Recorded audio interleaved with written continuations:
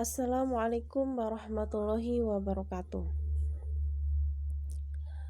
Pada pembahasan kali ini kita akan membahas mengenai perkembangan semantik bayi dan batita. Perkembangan semantik pada bayi dan batita ini membahas mengenai perkembangan pengetahuan bayi dan batita mengenai makna satuan bahasa.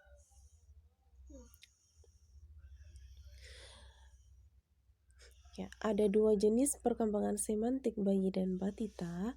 Yang pertama ada yang jenisnya reseptif, kemudian kedua ekspresif.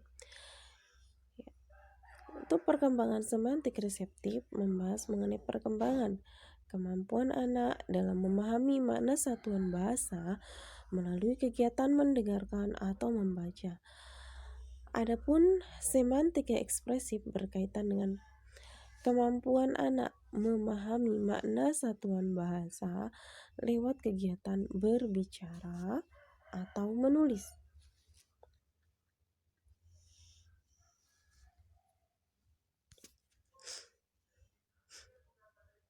Dalam proses perkembangan semantik bayi dan batita, dalam proses pengetahuan anak mengenai makna satuan bahasa terjadi encoding dan decoding. Encoding ini merupakan proses menghasilkan satuan bahasa dengan makna yang ada di dalam pikirannya. Sebagai contoh, ketika anak melihat sebuah objek. Sebelum anak mengucapkan nama objek yang ia lihat, maka terjadi terlebih dahulu proses pemaknaan di dalam pikirannya mengenai objek tersebut. Barulah kemudian ia dapat menyebutkan nama objek itu. Adapun decoding merupakan proses memahami satuan bahasa yang dilakukan oleh penutur lain.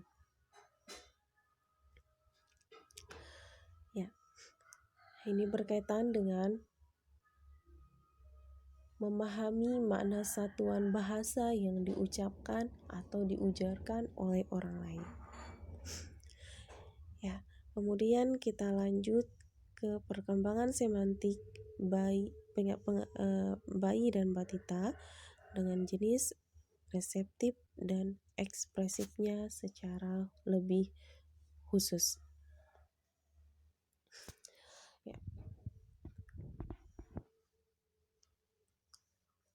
Perkembangan pengetahuan reseptif semantik pada bayi.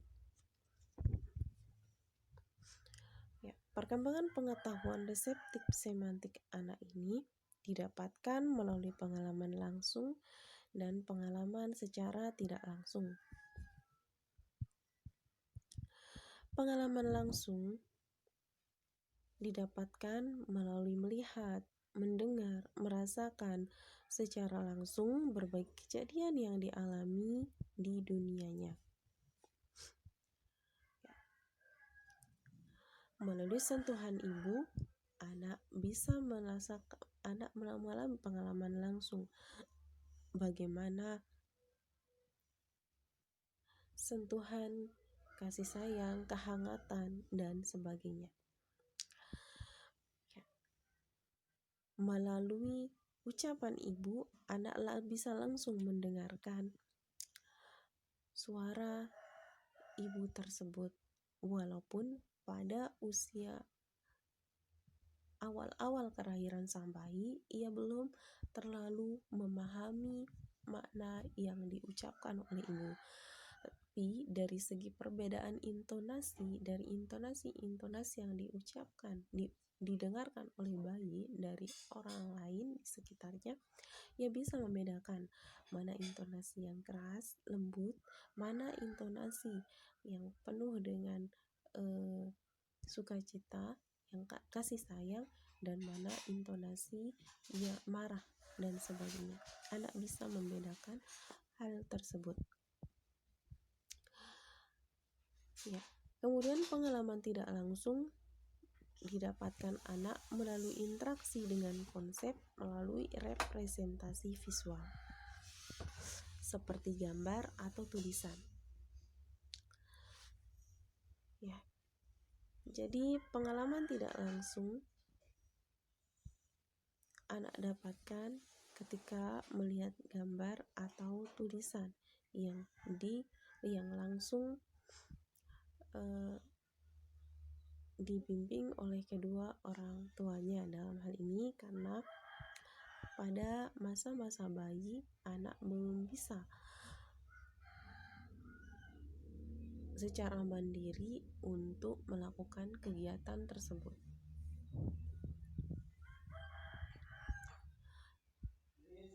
Misalkan Anda mengenalkan gambar,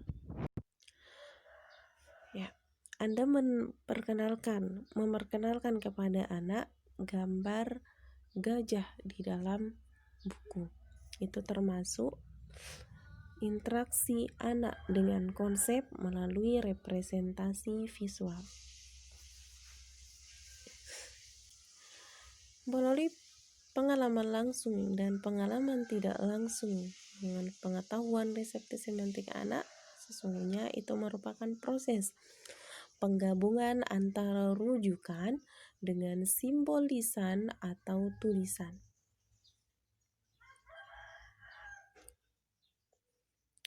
Ya, mudah-mudahan bisa dipahami.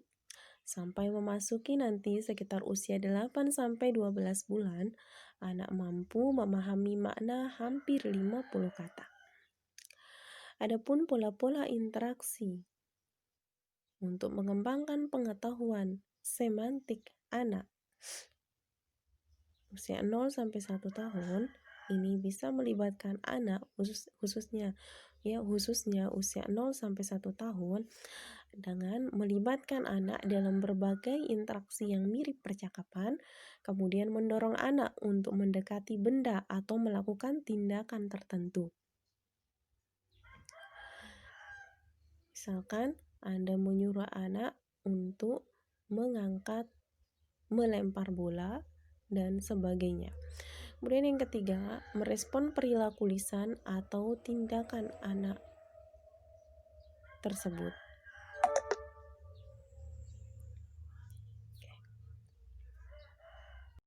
Baik, kita lanjutkan ke perkembangan pengetahuan ekspresif untuk bayi dan batita ya.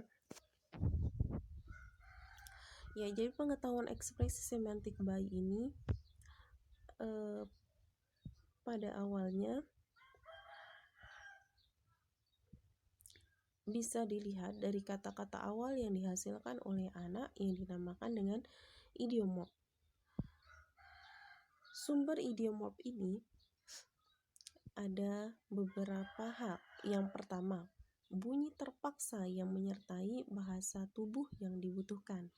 Yang kedua, tiruan bunyi yang di sekitarnya. Misalkan bunyi binatang. Anak misalkan mendengarkan suara kucing, meow, maka anak akan mampu untuk mengatakan kata meow dan mampu untuk menunjuk bahwa binatang tersebut adalah meow. Kemudian tiruan dengan ujaran orang yang terjadi secara alami kemudian diulang ketika ingin menggunakan hasil tertentu. Misalnya anak mengatakan aco untuk mengungkapkan maksud aku membutuhkan sapu tangan. Yang keempat, tiruan ujaran orang dewasa. Ya, hingga nanti pada usia 8-12 bulan, anak mulai menggunakan satu kata untuk merujuk kepada sebuah maksud.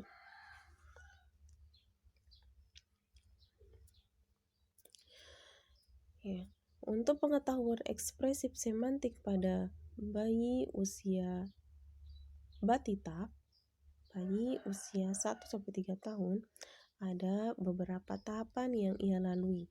Yang pertama, usia 1-2 tahun, anak dapat memahami 20-170 kata.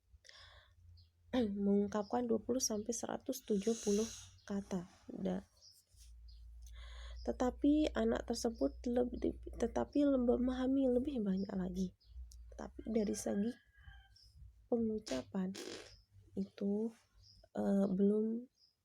kurang bisa mereka ungkapkan. Anak hanya bisa mengujarkan sekitar 20-170 kata dari apa yang mereka pahami. Kemudian usia sekitar 18-30 bulan, anak sudah bisa mengungkapkan 200-300 kata dari apa yang mereka pahami. Kemudian usia 2,5 tahun, anak mulai melakukan generalisasi lebih luas terhadap beberapa objek. Misalkan kucing, anjing, tupai, harimau adalah bagian dari binatang. Dan generasi tersebut sudah mereka ketahui, sudah mereka pahami pada usia sekitar 2,5 tahun.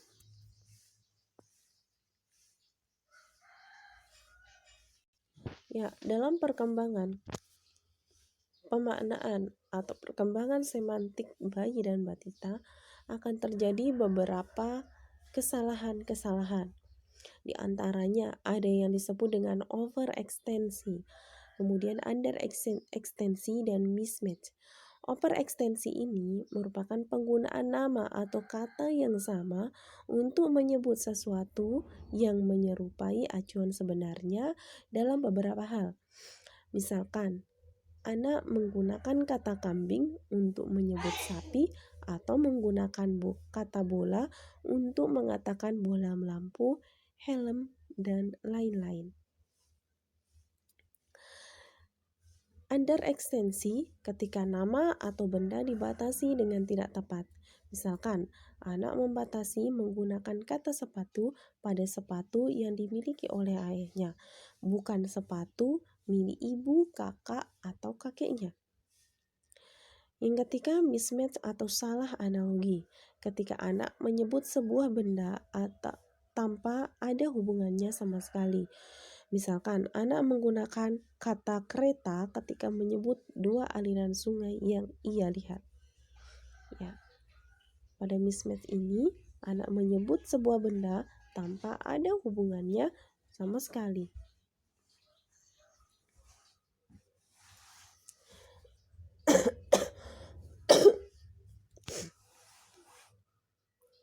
Semoga bisa dipahami. Ya, kita lanjut ke perkembangan pengetahuan sintaksis pada bayi dan balita.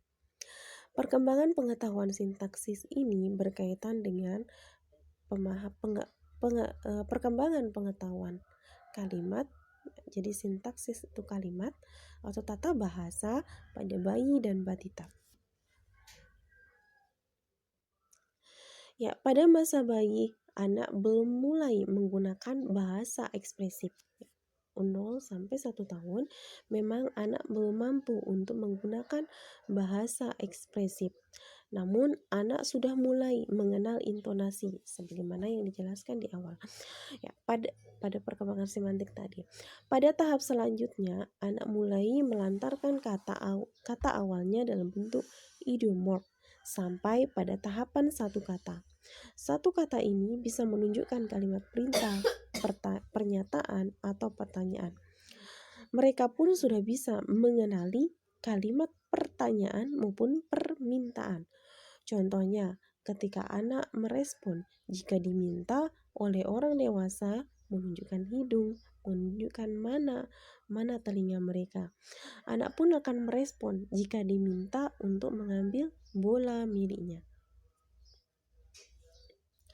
Pada usia balita, yakni sekitar usia 1-3 tahun, anak mulai mengembangkan ujaran-ujaran telegrafik yang terdiri atas 2-3 kata dalam satu ujaran tanpa ada kata-kata fungsi seperti kata penghubung, partikel, kata depan, dan lain-lain. Contoh ujaran telegrafiknya misalkan mama makan, ayah pergi, dan lain-lain. Kemudian pada usia batita ini anak juga bisa menggunakan kata ganti saya, dia, kamu, mereka, dan lain-lain. Walaupun pada awalnya anak mengalami kebingungan. Dalam proses ini, dalam proses perkembangan pengetahuan sintaksi anak, maka anak bisa dilibatkan dalam kegiatan membaca buku untuk mengembangkannya. Kita lanjutkan ke perkembangan pengetahuan morfemik.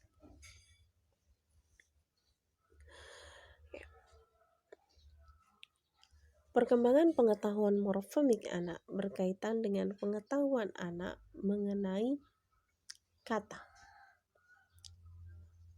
dan pembentukan kata.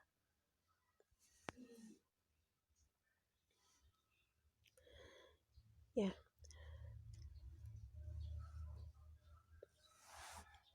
Anak pertama-tama akan mengembangkan morfem derivasional. Tentu, untuk kata dasar mereka sudah mampu untuk mengucapkannya pada usia yang tadi sudah kita katakan, pada usia sekitar umuran 8 bulan misalkan anak sudah bisa mengungkapkan ujaran satu kata yang mirip kata ya, ujaran yang mirip kata, dan sampai usia sekitar 1 tahun anak sudah mampu untuk mengatakan ujaran telegrafik sekitar 2 sampai 2 kata ya, 2 sampai 3 kata.